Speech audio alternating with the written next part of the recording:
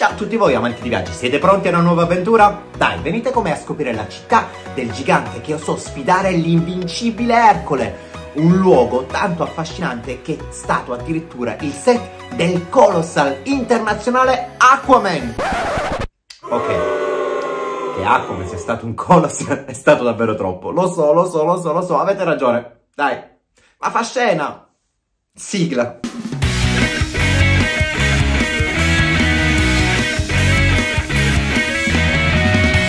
Pare che febbraio non sia il mese più adatto per visitare Arice, è tutto chiuso. Tuttavia avremo delle riprese comunque fantastiche e qualche materiale del reperto d'epoca che ho ripreso negli anni, diciamo, passati. Andiamo a continuare a scoprire Arice. Come ho scoperto con mia enorme sorpresa, il piccolo paesino del Trapanese, dal forte stampo medievale, è un luogo sicuramente da visitare, ma da fine marzo in poi, visto che pare che in inverno sia desolato come una città fantasma.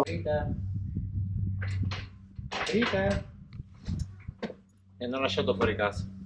Ma andiamo per ordine. La città di Erice viene nominata un paio di volte da scrittori del passato, come ad esempio Tucidide, che afferma sia stata fondata dagli esuli di Troia, mentre Virgilio scrisse nell'Eneide che fu il luogo in cui Enea istituì i giochi in onore del padre defunto. Quel che è certo è che questa città di matrice fenice ellenistica ha radici molto antiche e che tutt'oggi si possono avvertire.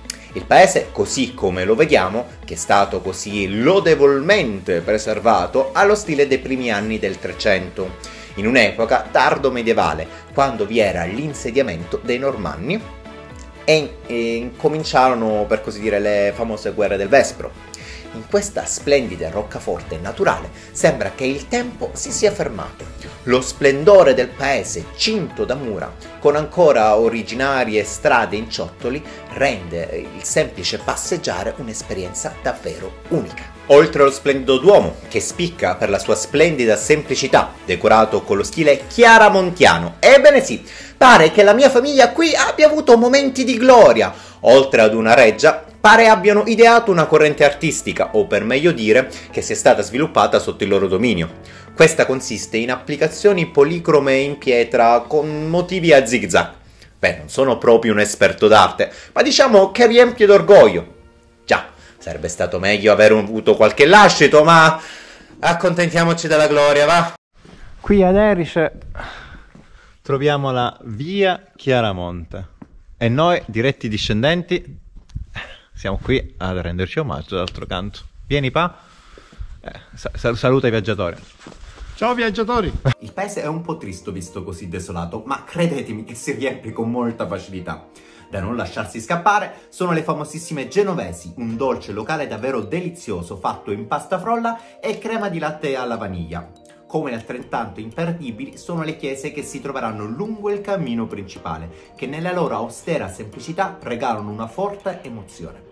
Davvero interessante e da notare sono le rievocazioni storiche, con i vestiti d'epoca del 24 e del 26 settembre. Una festa molto sentita nel paese, che riporta nel passato un paese che mantiene una genuina storicità. Ma andiamoci a godere lo splendido paesaggio che Erice ci offre dalla sua terrazza.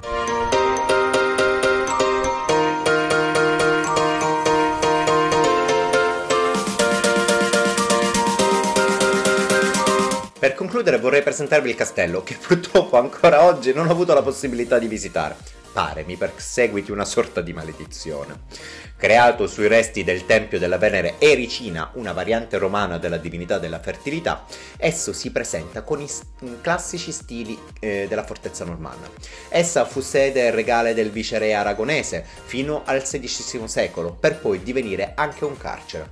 Oggi invece è uno dei musei con la vista su uno dei panorami più belli d'Italia. Bene ragazzi, come potete dimostrare, purtroppo il castello è chiuso, ma me lo aspettavo. Quindi se andate a Erice non andateci a febbraio, perché a quanto pare trovate tutto chiuso. Vi auguro che voi possiate trovarlo aperto, perché il paese davvero merita. Quindi vi rimando al prossimo video, ma forse qualche chicca ancora per voi. Continuate a stare in linea. Non vi tratterrò tanto, ma volevo farvi vedere uno dei simboli di Trapani e in fondo di tutta la Sicilia, le saline di Trapani.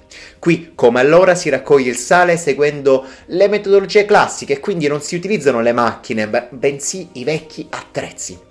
Vi consiglio di venire qui al Museo del Sale per ascoltare interessantissime storie di come si raccoglieva il sale e come si raccoglie tuttora.